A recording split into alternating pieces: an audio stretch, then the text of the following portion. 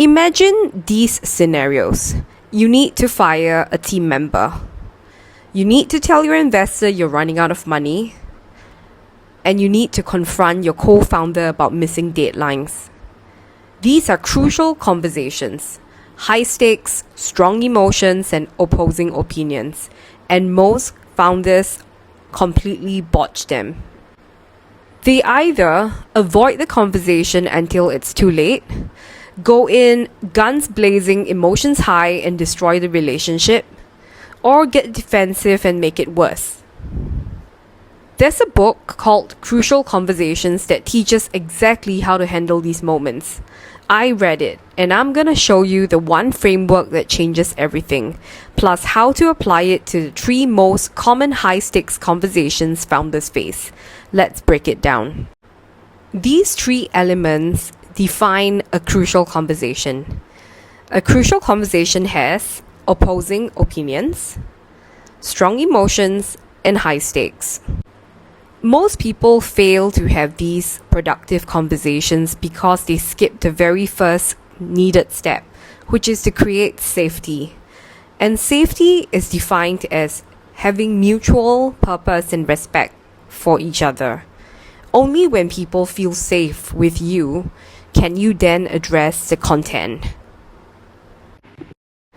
When people get defensive, it is because either you have a bad intent towards them and they are accurately picking up on that, or they have misunderstood your good intent.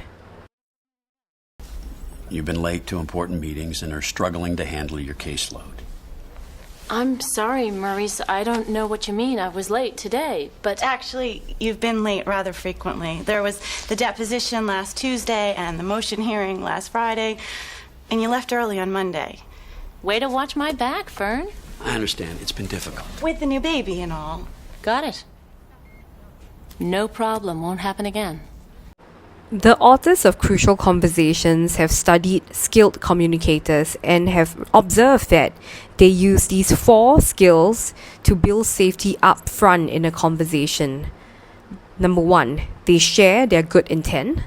Number 2, they apologize when appropriate. Number 3, they contrast to fix misunderstandings. And lastly, they create a mutual purpose. For the first scenario, let's talk about having to let one of your team members go. So that is definitely a tough conversation to have. The wrong approach to be ultra direct and say, this isn't working, you need to step down. While it may be direct, there isn't any safety created. And the person that you're speaking to will likely feel blindsided and attacked, and a defensive reaction is guaranteed. Using the Crucial Conversations approach in building safety at the beginning of a conversation, you might want to start with this, to share your good intent, which is that this job might not be the most suitable for your team members' skills and capabilities. Apologize when appropriate. So a good example would be, this comes across as negative news. So you can apologize for having to break it to the person. Listen out for any points of views or perspectives that this team member might want to share in order to address any misunderstandings that is related to the issue. To create a mutual purpose, put yourself in the shoes of the team member. Yes, it may be negative news for them to hear that they are no longer required to contribute to your company or your team, but at the same time, you can highlight to them that their existing skills would be better shared and valued elsewhere. And you can also come from that angle in order to create a mutual purpose for the conversation. And finally, you can add the mutual respect by highlighting how much you value their contribution thus far, and this is indeed a difficult conversation to have. Overall, this is definitely a very difficult conversation to have, but as long as you go into it with the best intentions, you'll be able to ensure that your team member walks away with their dignity intact. Next scenario involves breaking bad news to an investor in your company. Imagine you needing to tell them that you're burning through the investment money faster than expected. So the wrong approach that most people would do is to kick the can down the road and to avoid the conversation, waiting until it is a critical time to inform the investor. And that isn't advisable because the investor will eventually lose trust in you.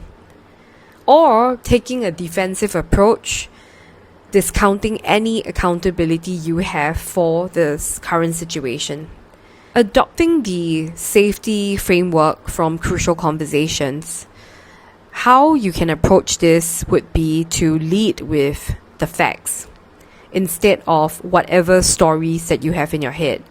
Be objective about what the current situation is. Apologize when appropriate. Has this situation happened as a result of something that you did? If so, apologize in order to take accountability and ownership for what this situation has become.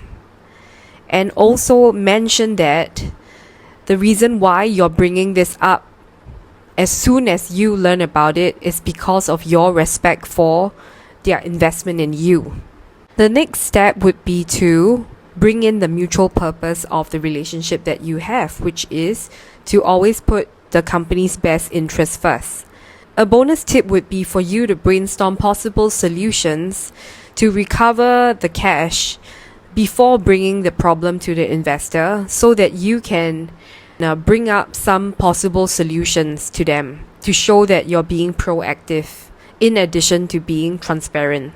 So overall, your investor may not be happy with the current situation, but he or she will respect your proactive transparency.